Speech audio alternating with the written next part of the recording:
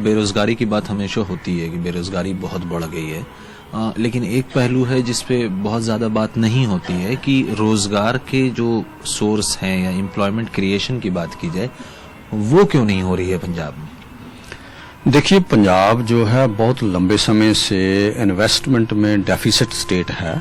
इसका gross state capital formation जो है 15% के आसपास है, इंडिया का 29% के आसपास है। तो जब रेट ऑफ ग्रोथ इकोनॉमी का बहुत कम होगा तो एम्प्लॉयमेंट इलास्टिसिटी इकोनॉमी की बहुत पहले कम है, तो इसलिए रेट ऑफ ग्रोथ कम हुआ तो एम्प्लॉयमेंट कम ही जनरेट होगा। और अगर इसको और सरल शब्दों में आप समझाना चाहें कि क्यों पंजाब में इन्वेस्टमेंट कम है या उसके क्या कारण हैं कि उसी इन्वेस्टमेंट कम होने की वजह से बेरोजगारी भी बढ़ रही है और इसी कनेक्शन से आगे लोग बाहर भी जा रहे हैं, तो उसको थोड़ा अगर कनेक्ट करके समझें। देखिए, जो पंजाब में 3 सेक्टर्स हैं, एक तो एग्रीकल्चर सेक्टर है, एक इंडस्ट्रियल सेक्टर है, एक सर्विसेज सेक्टर है। तो जो एग्रीकल्चर सेक्टर है वो प्लेट्यू पे पहुंच चुका है, उसका रेट ऑफ ग्रोथ बहुत ही कम है। जो हमारी क्रॉप्स हैं उसमें बहुत सारे सालों में नेगेटिव इनकम होती है, तो इसलिए खर्चा ज़्यादा होता है, इनकम कम होती है। तो एग्रीकल्चर मेनली क्राइसिस में है और इसमें मैकेनाइजेशन बहुत हायर होने के कारण जो है एम्प्लॉयमेंट जनरेशन बहुत कम है। तो दूसरे पास से इंडस्ट्रियल सेक्टर जो है हमारा वो अच्छे तरीके से इंजन ऑफ ग्रोथ नहीं बना कभी भी, इसलिए वो मिड 80s के बाद जो प्रोग्रेस पहले कर रहा था वो भी कम हो गई और बहुत सारे जो यहाँ के इंडस्ट्रियलिस्ट है वो इन्वेस्टमेंट या तो बाहर करते हैं और बाहर वाले यहाँ बहुत कम करते हैं या नहीं करते हैं। तो तीसरी बात है कि जो हमारा सर्विसेज सेक्टर है उसको ज़्यादा सरकार के हाथ होता है और दूसरी सर्विसेज फ्लोरिश करती हैं, पर अगर सरकार जो है वो अपना एम्प्लॉयमेंट जनरेट करती है, टाइम पे पोजीशंस जो है उसको एडवर्टाइज करती है, उनको टाइम पे भरती है, तो एम्प्लॉयमेंट जनरेट होता है। इससे प्राइवेट सेक्टर को भी इंसेंटिव होता है, वो भी एम्प्लॉयमेंट जनरेट होता है। पर पंजाब में आप देखिए हर सेक्टर में वैकेंसीज खाली रहती हैं, उसको कम करते जा रहे हैं और उसमें पेमेंट जो है वो भी बेसिक पे 3 साल के लिए एम्प्लॉय करते हैं, जो ऑलमोस्ट जो इनकम बनती है उसके 1/5 तक बनती है। तो इसलिए ये कम पे एम्प्लॉयमेंट जो है इसने बहुत सारा डिस्करेज किया है लोगों को कि यहाँ एम्प्लॉयमेंट। उसके साथ ही जो प्राइवेट सेक्टर है वो भी देखता है कि अगर फ्लोर वेज कम है तो वो और भी कम देता है, तो इसलिए बहुत सारे लोग जो है वो अपनी डिग्निटी के खिलाफ समझते हैं बिल्कुल लोअर वेजेस पे काम करना। तो they have now thought of the outlet के या तो पंजाब से बाहर काम करें या देश से बाहर जाके काम करें। तो इसलिए बहुत सारे लोग जो हैं वो आजकल सोचते हैं कि अगर यहाँ बच्चे को पढ़ा के इन्वेस्टमेंट करके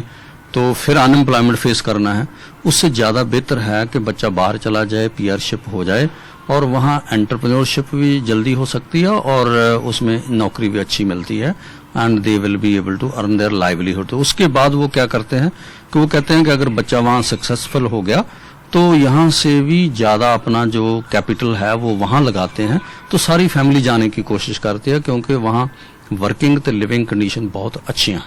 और इसलिए लोग जो है वो ज़्यादा बाहर जाने की पसंद करते हैं। एक बहुत अच्छी बात अभी आप बता रहे थे कि कैसे गुरु नानक देव की जो फिलॉसफी है देने की और पॉलिटिशियंस इस चुनाव में जो है आप मतलब वोटर्स को देने की बात करते हैं, लेकिन पंजाबी में या गुरु नानक देव जी की फिलॉसफी है कि खुद आप दान करें, मेहनत करें, उसको किस तरह से आप डिकोड करते हैं जो पॉलिटिशियंस ऑफर कर रहे हैं? मुझे ये लग रहा है कि जो पंजाब का कल्चर है, पंजाबी कल्चर, वो सदियों से ये रहा है कि ये लोग जो है वो अपना काम करने के लिए तत्पर रहते हैं, वो अपनी मेहनत करते हैं और मेहनत से वो अपना ही पेट नहीं भरते, वो लोगों को भी साथ कहते हैं कि दूसरों का भी पेट भरना चाहिए। तो वो गुरु नानक की जो फिलॉसफी है किरत करो और वंड छको, तो उसमें ये खास तौर पे जीते हैं और इनकी फिलॉसफी के खिलाफ जो पॉलिटिशियन ने रिसेंट एरा में किया है from the last 30 years period of time कि आप थोड़ा सा इनको इलेक्शन के टाइम पे प्रॉमिस करो कि ये देंगे वो देंगे,